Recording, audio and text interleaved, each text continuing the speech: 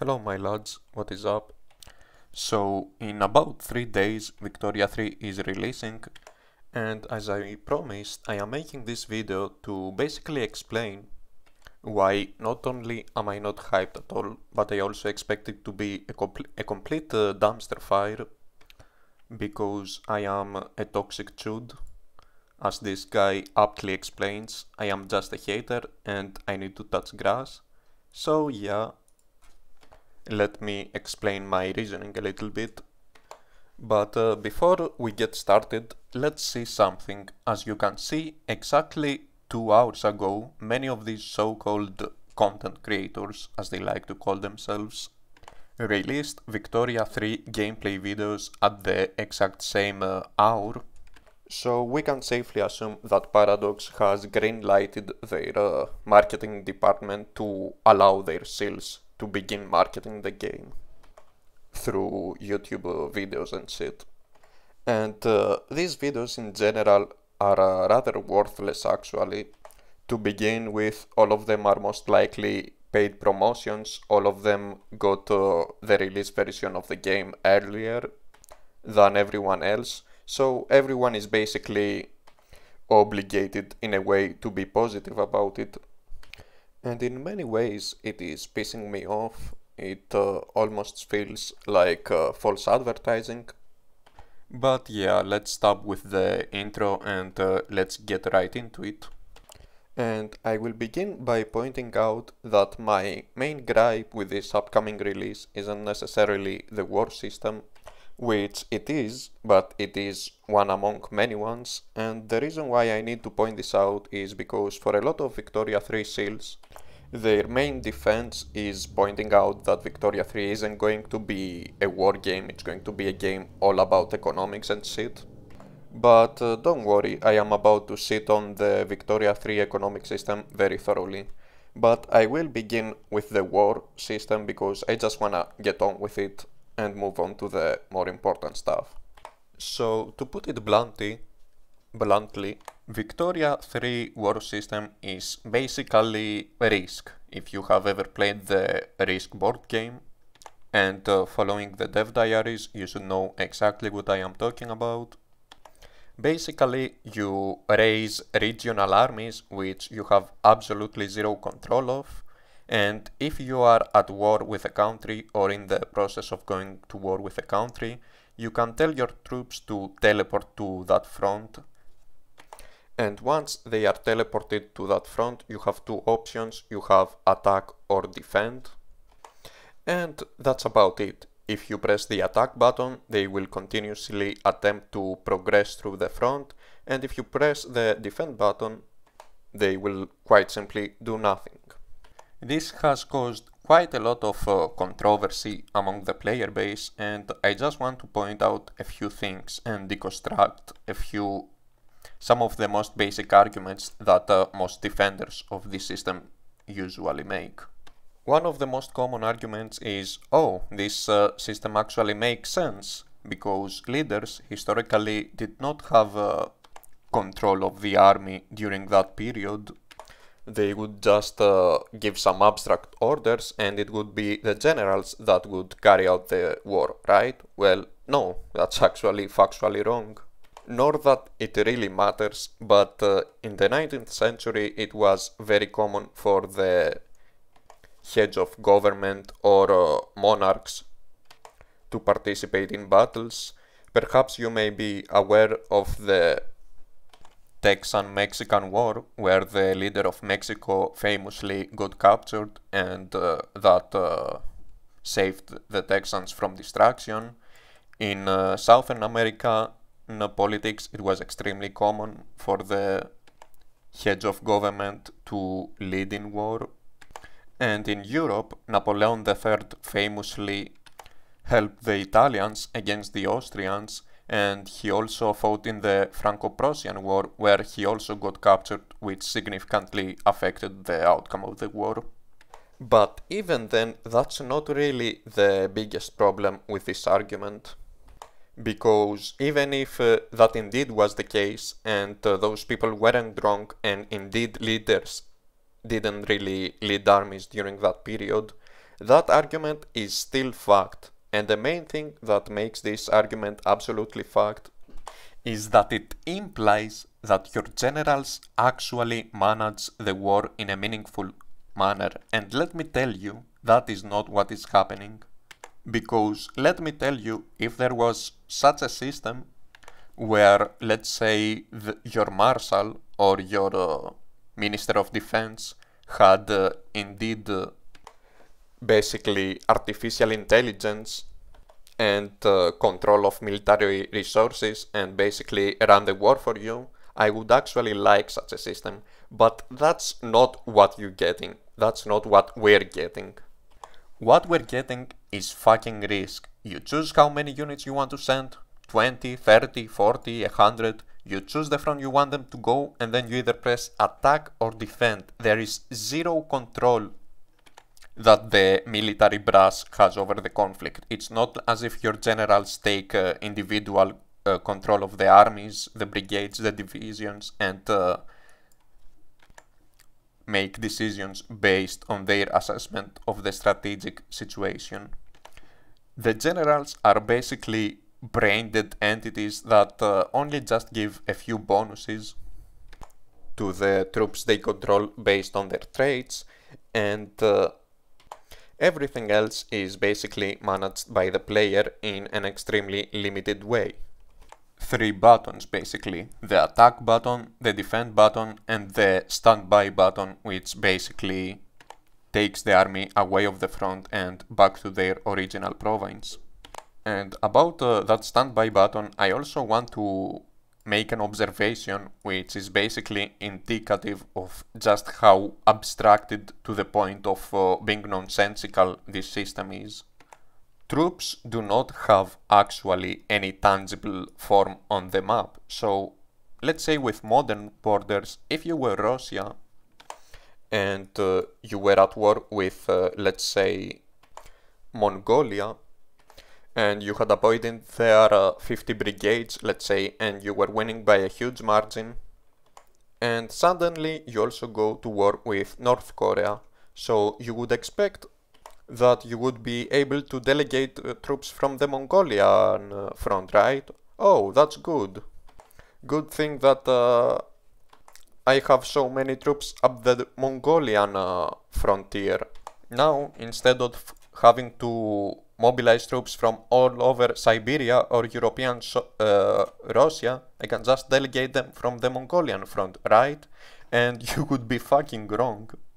Because your troops just exist in some abstract plane of existence that is the Russo-Mongolian border. They do not actually physically exist anywhere, and the only way to delegate them back to the North Korean front would be to press the standby button, which teleports these units instantly back to your home provinces, and then you would have to re-raise them to send them to the Korean front. This may presumably be one of the things that they may work upon later on, maybe on a DLC that reworks combat, you know, assuming Victoria 3 even gets a single major DLC and it is not a complete flop like Imperator. But yeah, on the release version, that's what you're getting. People have also noticed that because this system is so ridiculously abstract, encirclements are no longer possible. And for example, people have noticed in a war between Germany and Russia in the region of Poland, when the Germans would manage to pull off an encirclement, the defeated Russian troops wouldn't actually be captured, instead they would be teleported back into the front, because the troops do not actually physically exist in any region. The troops just exist in the abstract idea of a front line, which is actually a very horrible representation for 19th century combat. You could maybe make an argument that it just barely begins to make sense for early 20th century trench warfare style combat. But even then it is too abstract, encirclements do not matter, and overall it's really fucked up. So this is no longer really about micromanagement versus automation. Not necessarily do I believe that these two things are mutually exclusive, but it is more about a really fucking garbage system. One of the more honest arguments in favor of this mechanic is that, oh, Paradox AI is actually going to be so fucking garbage that this dogshit system is the only way for the human player not to crush the AI. Therefore, this new system is actually a good thing. And personally, I just find this to be a horrible red flag, a very massive red flag, and I am surprised that people can even say these words without instantly reaching the same conclusion. I mean, what the fuck? I mean, is that really what we're getting to? Is that really the design philosophy that we're heading towards to? So, rather than improving things as time goes on, trying to make better use of your resources, Paradox is not a small indie company. They are a multiple billion dollar valuation company with over a decade of experience on this genre, with a near monopoly on this market niche of grand strategy games. And we have just degenerated into the idea of, oh, how do we not make the AI do suicidal attacks? Or how do we make the AI behave smarter? And they're just like, nah, fuck this. Let's just turn the warfare on our games into Risk. Let each side of the war appoint their troops, roll a dice, and let's call it a day. And yeah, people defend this, actually. I find this incomprehensible. And this AI retardation isn't just on the tactical scale, it is also on the strategic scale. If you have been following any of the Victoria 3 streams, you would have noticed that on the Prussian campaign, Germany had basically accrued too much infamy. And so the fucking American AI declared war on Germany despite having no navy. And basically it was a doomed war. America couldn't do anything about it. It was completely pointless.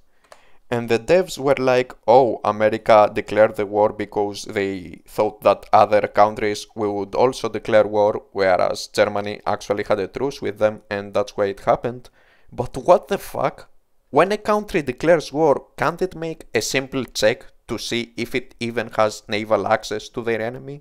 America couldn't do anything about it. So this AI retardation is basically what defines the game at this point. And unfortunately, that is not just limited to warfare.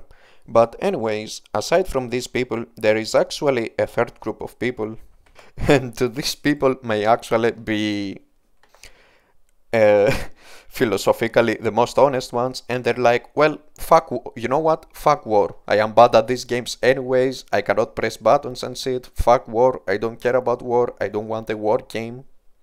I just want my wholesome Socialist utopia simulator.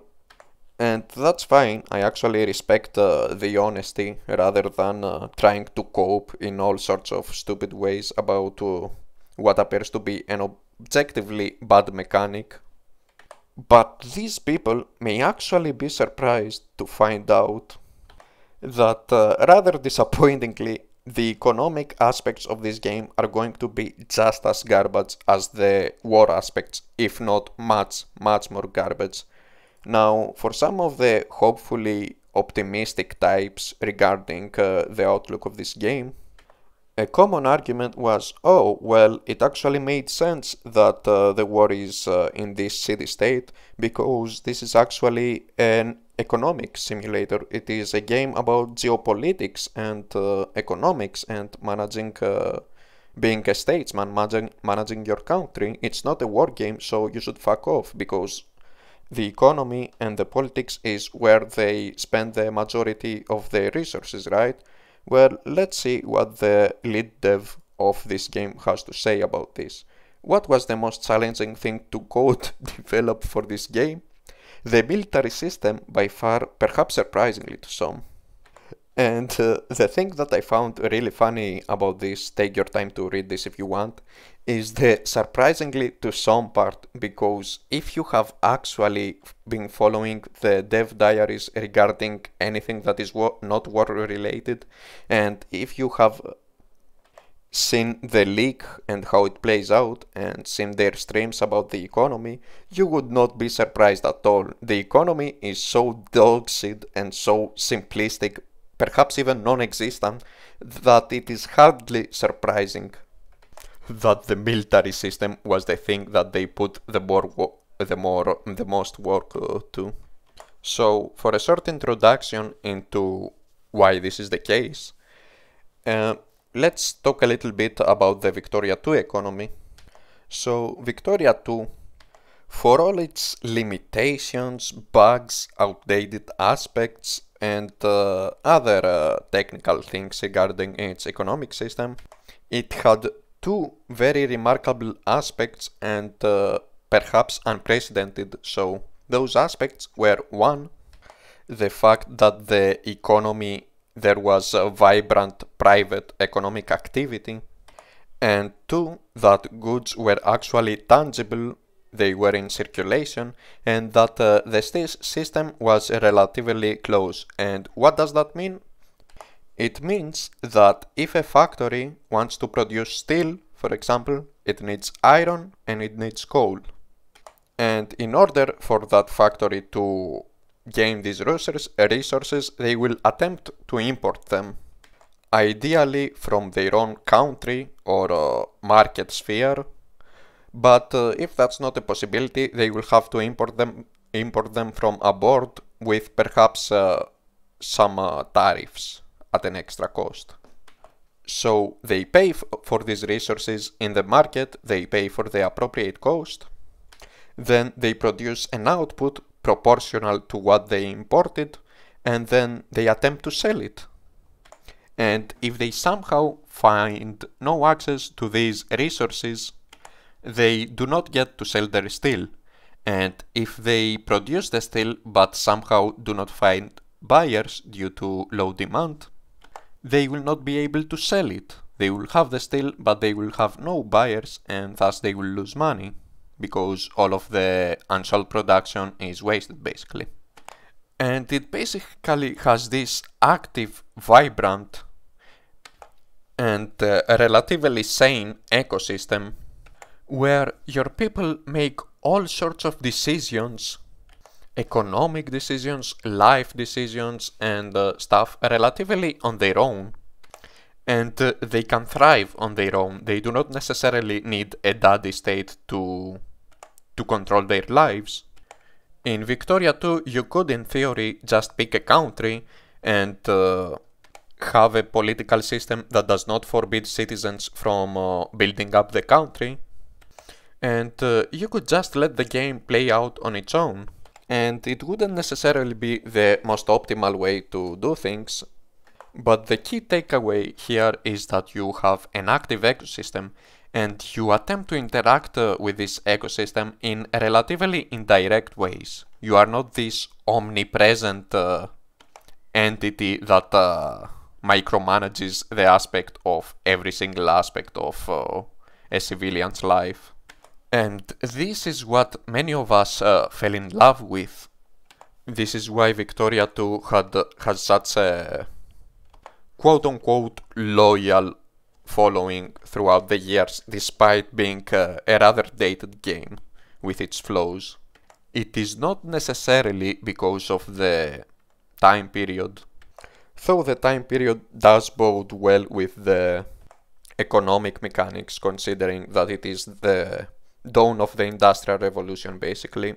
But the point is, Victoria 2 was an unprecedented experience that conceptualized something that it had never been truly seen in grand strategy before, at least not in such a scale. So, about the Victoria 3 economy now, about these 5,000 IQ economy that many of these stupid fucks expect that they are going to get. And the main thing you need to understand about this system is that the only effect that supply and demand has is on price, nothing else. What do I mean? Well, you have a product, right? And it has a base price of 100. And in Victoria 3, basically the range of all possible prices is from $50 to $150. It is basically minus 50% at high supply and plus 50% at low supply. And that is just about it.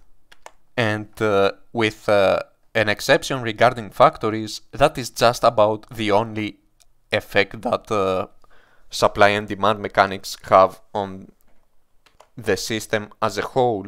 You would expect that it would affect accessibility, right? So if a market has a supply of 0 and a demand of 2000, you would expect that people wouldn't be able to buy, right? And the answer is no. As long as a pop has the cash, or standard of living rather, that's the new cash system, as long as a pop has basically the wealth to be able to afford the product, he will buy it no matter what. Supply and demand are no longer relevant. The only negative aspect is that he's going to buy it more expensively. So instead of paying $100, which would be the normal base price for the item, he will buy it for $150. A factory can also operate at 100% capacity as long as it has 25% access to a good. What do I mean?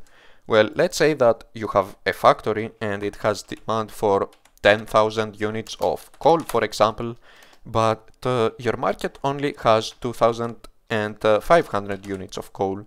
So you would expect that its production would be severely compromised, right? You would expect production to fall down by 75%, right? And the answer is no. It will perfectly operate at 100% capacity, as if there was no shortage. The only negative aspect is that it will pay for that coal more expensively, which does not in any way whatsoever guarantee that it is going to be unprofitable, because there is a limit, there is a price cap, as I previously pointed out. So at worst case scenario, they will just pay for their coal 50% more expensively. And the only way for productivity to fall below 100% is if the supply falls down 25%. So if it goes from 2500 to 2400, for example, then productivity will eventually start ticking down all the way to 50%. And one of the most disgusting things that I feel about this system basically is that there are people who are basically taking advantage of some people's lack of understanding of some economic knowledge, and they try to market this pile of shit, as this 2000 IQ system. They will use jargon, they will talk about, oh, macroeconomic effects this, oh, aggregate supply and demand that, and they are basically misusing economic jargon and terminology in an extremely malicious way to make people, to rather trick people into thinking that they are going to get this extremely deep economic system. But in reality, that's what you're getting. Peak related right here is exactly what you're getting. You're getting a game with Europa Universalis 4 style bankruptcy. You're getting a game where supply and demand do not matter. You're getting a game where your market's productivity of food stuff could be at 0. And the only effect it will have on your population, not just your markets, the world's entire food productivity could be at 0, and you would expect this to be a massive disaster, right? You would expect this to be a massive humanitarian disaster. But all it will really mean is that POPs will just be buying food 50% more expensively, because that's just how the entire system works. If supply is too high, and specifically if supply is twice as much as the demand, at least, then the price is reduced by 50%. And if supply is too low, and if specifically supply is at least half of what demand is, then the price goes up to 50% more expensive. And that's that. Nothing else. And the only real threat of starvation for the POPs is if their standard of living falls way too low. But if they have even a rudimentary source of income, that will not happen. And why will it not happen? Because they are still buying food. It doesn't matter that there is no food anywhere in the world being produced. They are still buying food. It's just that they are buying it 50% more expensively. And this, if they are completely piss poor, this might actually reduce their standard of living mechanic down enough for them to actually begin suffering negative effects. But again, all they really need for that not to happen is just a rudimentary source of income. And suddenly you get from what would have otherwise been an apocalyptic scenario to a situation of, oh, well, food is 50% more expensive, that makes some of my POPs a little bit more angry, that reduces the population growth of some of my poorer POPs, oh well, that sucks, let me build some farms. And let's just get on right with the other problems about this system, because I'm not even at the surface yet. And another massive problem about what we're about to get is that those fuckers have actually killed all private economic activity. That's right, there is no longer anything resembling a private sector. And what do I mean by that? POPs and factories no longer trade abroad. They no longer have the possibility to do such thing. Instead, all trade is managed by the fucking player. And that trade is only quote-unquote trade. Conceptually, it is not actual trade. And I will explain this very soon. So, in this game, say you are playing as Italy, and you need coal for your steel factories, because you have too little of it, and your steel factories will still be producing steel, by the way. It's just that their profit margins may be substantially reduced, or they may not be profitable at all. So you would need to manually begin setting up such agreements. And if you were a sane person, you would expect that it would matter who you import from, right? For example, if in one country they sold their coal for $5 and in another country they sold it for $8, you would expect that you would have to buy from the cheapest one, right? You would buy the $5 coal.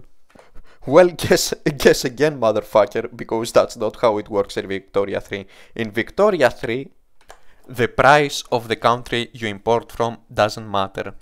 And that information is so worthless that it is not even apparently easily accessible on the trade tab. You do not actually get an option to sort by price. You only get it from the hover tooltip. And even then you don't actually need to receive this information, because the only relevant price is the price of your own market.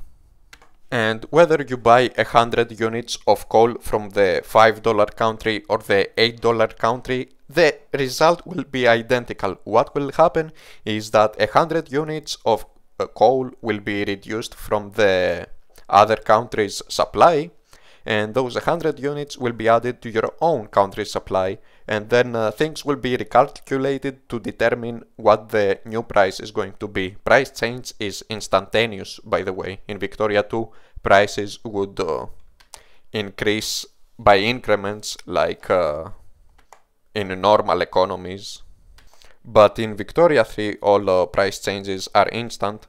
And another thing that might shock you is that trade agreements are not actually consensual. You do not actually need to agree with another country to trade. You simply click the trade button and you take away their supply. And it doesn't really have any cost really either than a few things that I will explain right now. It doesn't matter how expensively you buy it, it doesn't matter how much you buy. The only cost is that if the trade is maritime or naval, you have some trade convoys delegated to that task. And that's a mechanic that they decided to add later, but you also get the ability to sign more trade routes the larger your fleet is. So if you remember in Victoria 2, how in order to get more colonial points you had to build more ships, and sometimes people would build ships even if they did not necessarily want them, just to get more colonial points.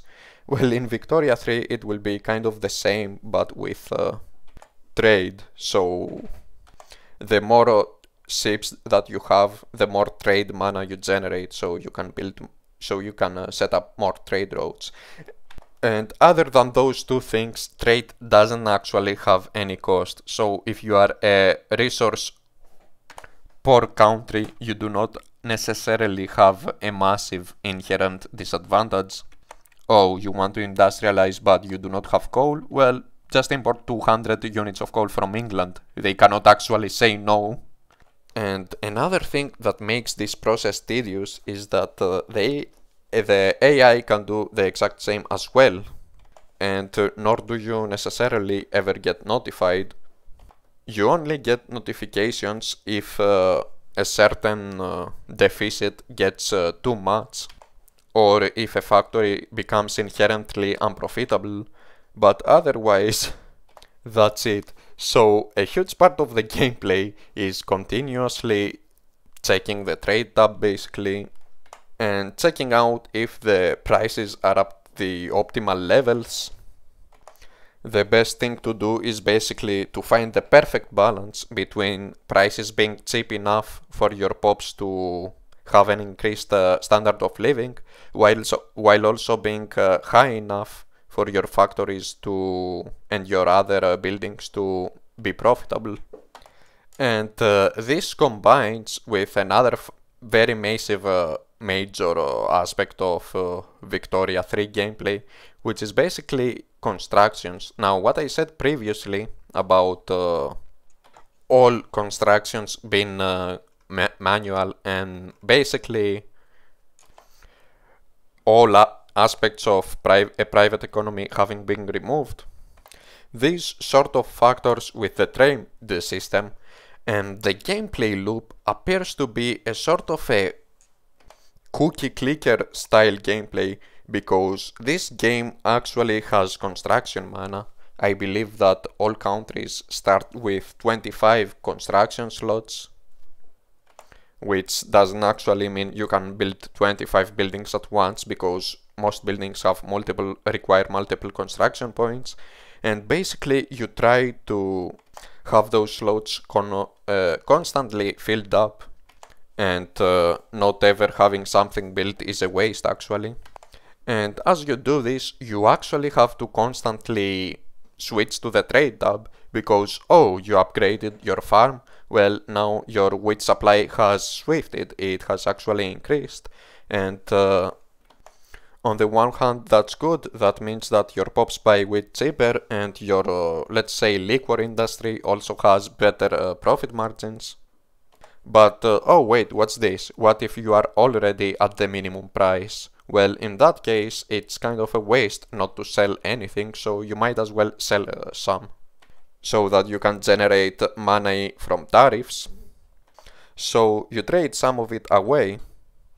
And in this game, because I will point this out because many people got this wrong when the game leaked. In this game, GDP is basically your collective amount of resources produced times their current price of your own market. And a lot of people were getting this wrong, and when they were trading, they would either see their GDP reduced or increased instantly, and they weren't getting why. And it was actually happening because if they had an agriculture-based economy, for example, and they imported wheat, well, now the price of wheat is reduced, and since your main output is wheat, now your GDP is reduced, and a lot of people weren't getting this. But anyways, that's the gameplay loop. You build something, you check to see if your supply and demand is fucked up and in a non-optimal state. If it is, you just sign an agreement, a trade agreement, which you don't actually sign a trade agreement, you just steal the supply of another country. You also occasionally have to check to ensure that another country doesn't do the same to you. And I suppose that some resources you can even embargo, so they can never be taken from you, but that's circumstantial. In some cases you may not necessarily want this, and that's basically it. And knowing this, you may think to yourself, isn't this just a Stalinist economy? I mean, I can control every aspect of economic life. People cannot import or export abroad unless I personally make a deal about this. People automatically take the job of whatever building is available. Oh yeah, that's another thing. Whereas in Victoria 2, pops will take jobs based on the promotion mechanic. So even if you created 10,000 factory jobs, it would take a while before the, let's say, farmers decided to change jobs and go back to the city. In Victoria 3, as long as there are available peasant pops there, they will just instantly take whatever job you throw at them. And yeah, I think that this observation is correct actually. It really appears that this is just a communist economy manager.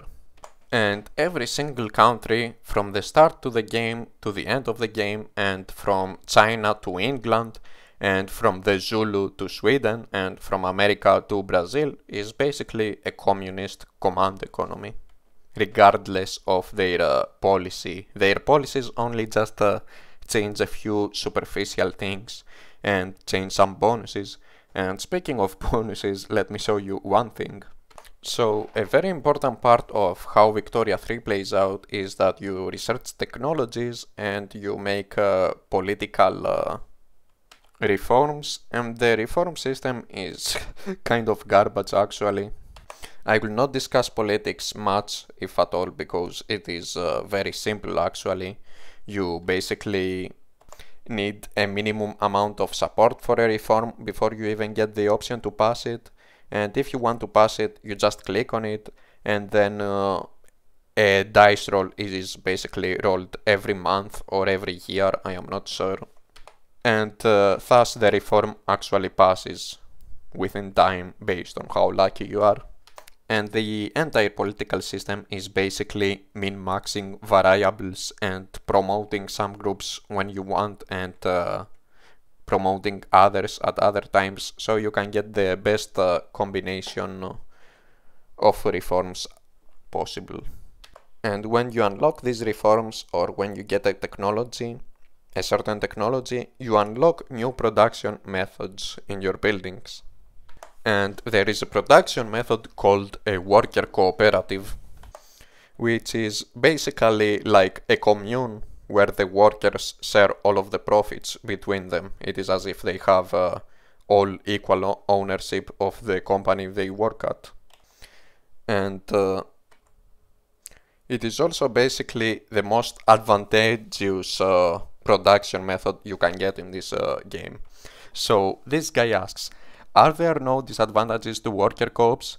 And this guy asks, that depends on your goals. If you want a capitalist society, then worker co-ops are the mechanisms of Satan, but financially worker co-ops are just better, at least in the current build. This guy is basically a QA guy who works at Paradox, who would release after action reports, and he may also have a certain role in the economics design, but I am not sure. But anyways, you saw what he just typed.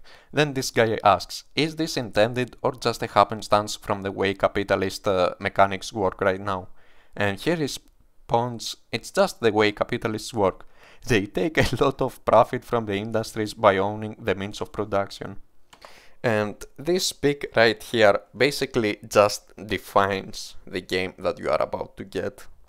First of all, this guy couldn't get it any more far from wrong, because he says if you want a capitalist society, then worker co-ops are the mechanisms of Satan. Well, perhaps this guy may not be aware that worker co-ops are actually allowed to exist and potentially thrive in a capitalist environment. And if they were really the most effective type of building and most profitable building as they are in Victoria 3, then they would eventually outcompete everything else and become the standard, because in a so-called capitalist society that wants to maximize profit, well, why would you not go that way?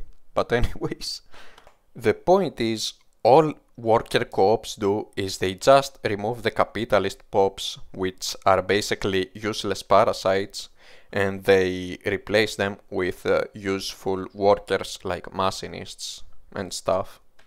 And in case you were wondering, in Victoria 3 capitalists do not really have any function. They just have a little treasury of their own, which as the communist leader of your country you have complete control over, and you use it to build whatever the fuck you want. But otherwise they are useless. They will never build anything on their own like they did in Victoria 2, nothing. They will never upgrade anything. They are just parasites. And as this guy points out, by purging them and kicking them out of factories, they instantly become more efficient and more profitable. And I find that this stacks up so well with the very concept of the game. And please bear with me because, yeah, this video has taken far too long. I still have more things to say, I still have more things to talk about, but I really have talked this to death. So I will just say this one thing.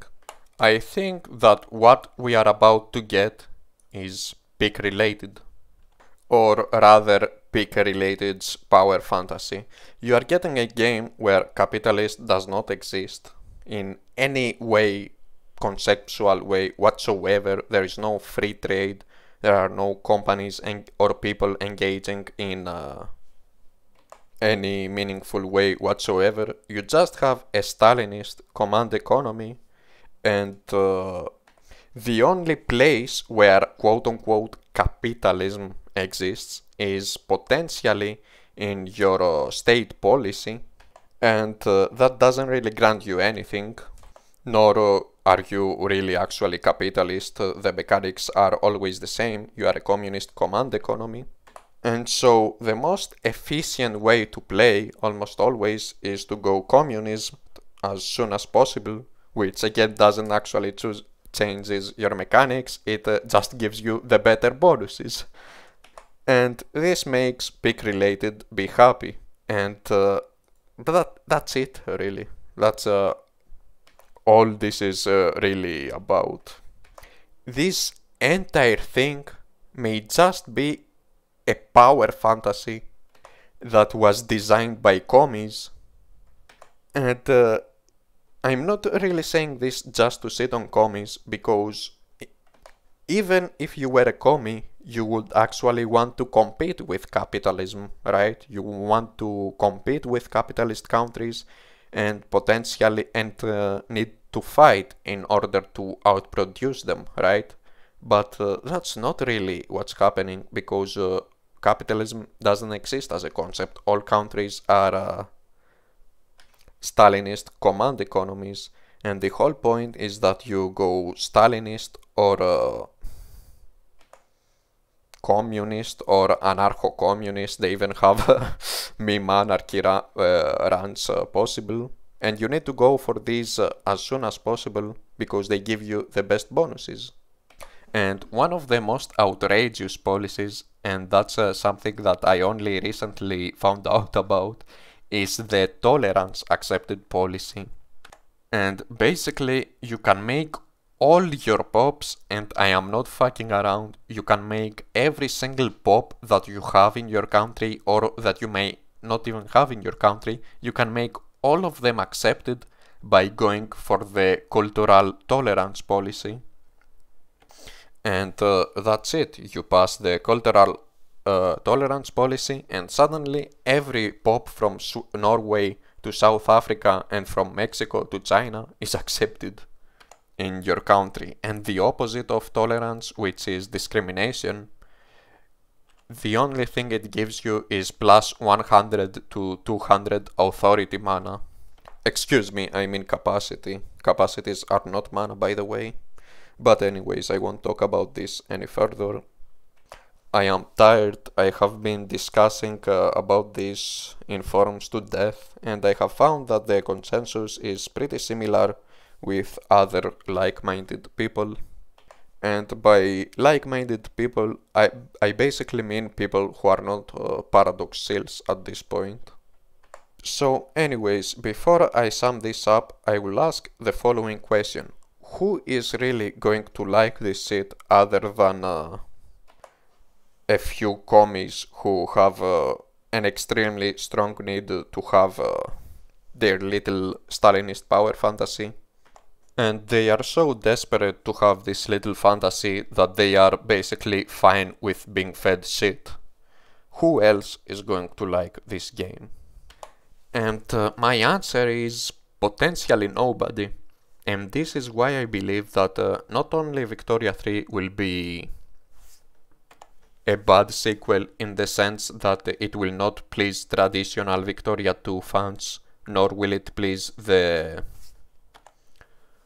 quote-unquote hardcore Paradox audience who may have been expected, or rather being manipulated into expecting a deeper experience. But I also believe that this release will also be badly received by the more wide spectrum of the Paradox audience, from the so-called veterans to the more casual players. And why is that? Well, let's see. It has already established itself as a game that is not meant for wargamers. In fact, many of these people have at times been treated with hostility just for daring to criticize the new war system, so these people are automatically out of the picture. Well, what about politics?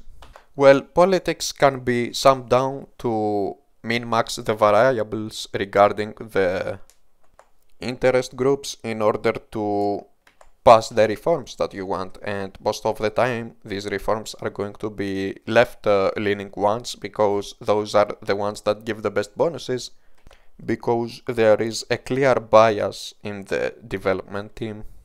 So, alright, we also now have a political system that is rather superficial. So what are we left with? We are left with a quote-unquote economy that is not really a fucking economy, because goods can appear from the ether and be sold into it. They appear and disappear at will. People can build fucking ironclads with zero access to steel or anything to build an ironclad. And the only penalty is that they are going to build it slightly more expensively. This blows my fucking mind. And even if you could forget that detail, if you could pretend that, oh, well, supply and demand no longer exist, but oh, maybe it's still going to be fine, maybe the price mechanism will still manage to create some scenarios that just barely resemble a sane environment. Well, you have the fact that economies are no longer vibrant and active ecosystems with private companies and decision making. No, you're not getting any of this. You have a communist command economy where you must manually babysit trade agreements, and you don't actually have to agree to those quote-unquote agreements. They are not actual agreements, you just steal supply from another country. And so the war is going to be shit, the AI is shit, the economy is shit, and the politics are shit. So what is left there? Is the gameplay good? No, the gameplay is not good. The gameplay is cookie clicker style gameplay. So what the fuck is there left to look forward to? And and I believe that there is absolutely nothing whatsoever. I suspect that this shit is going to be another Imperator, perhaps even worse than Imperator. Though maybe not that much worse, maybe Victoria 3 will be managed to gather some marketing hype from all of those Victoria 3 when memes, you know. They did actually make for a pretty aggressive marketing campaign with all those sales as you saw at the beginning of the video, all those memes, many of whom dog-shit memes that made me cringe, by using their borderline brain-dead sales to spread all sorts of lies in order to generate even more hype. I really wouldn't be surprised if they spent up to 50% of their budget on marketing, because really that's the only thing that could save them, is if enough people are tricked into buying it. But the point is, the game has leaked, right? People know what's coming. So those people, they may attempt to form a consensus in their little Reddit posts or their YouTube commenting sections, but people still see what they see, and they will still think what they think. And what I expect to happen is that not many people will buy this shit. They will wait for others, they will wait for the reviews and shit, they will wait to see what the gameplay is like, and they will be turned off. And what will they be turned off by? They will be turned off by the atrocious amounts of micromanagement this game has. They will be turned off by basically just about anything.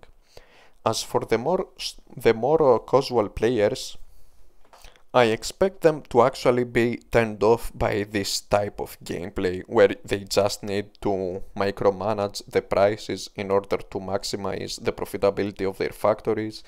This is the type of gameplay that has a very tiny niche of enjoyability, and I expect that autists will also hate this game, for many reasons conceptually close to mine.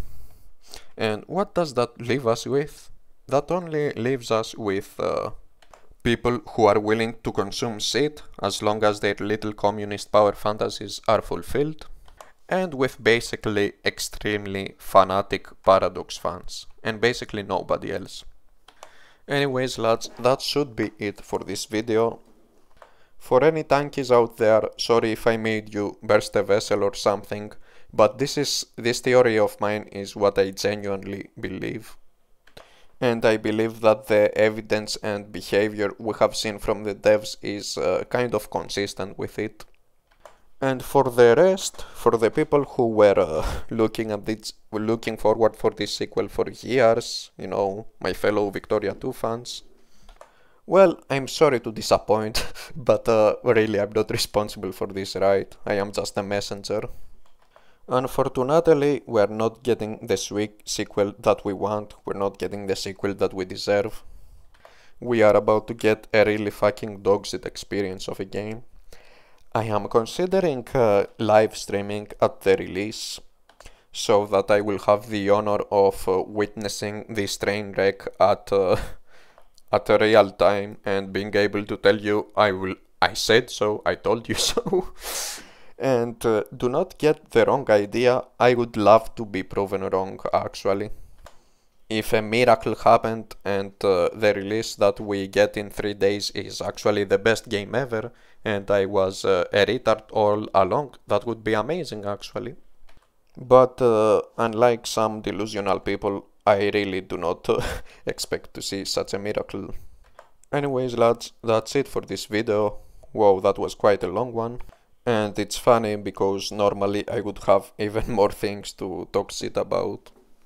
But I suppose that we will have all time the world after the release happens. Anyways lads, that's it. Do expect to see a train wreck. I know, I am a toxic Chad who is for pointing any of this out. I am just a hater who should make my own 19th century economics game. In fact, that sounds like a pretty good idea actually. I should stop being lazy and get back right into my game. But yeah lads, thank you for watching, if any of you fuckers actually watched to this point, and I will be seeing you on the next one. Goodbye.